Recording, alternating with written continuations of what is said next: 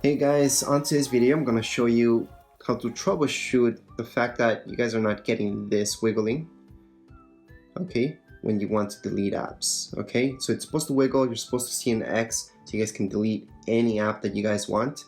Sure, there could be problems, and the problem usually is when people are pressing too hard. So if you're pressing too hard, you're going to see this. That's your 3D touch, okay? So again, if you're pressing too hard, you're going to see that 3D touch. What you guys have to do is lightly just press your finger on it, and then this will wiggle, okay? If you guys are pressing too hard, again, it's gonna do this. So it's understandable, some people are having problems because when you do this, you get this. That's your 3D touch. It's very cool, the 3D touch, but yes, it can get in the way when you guys want to delete stuff.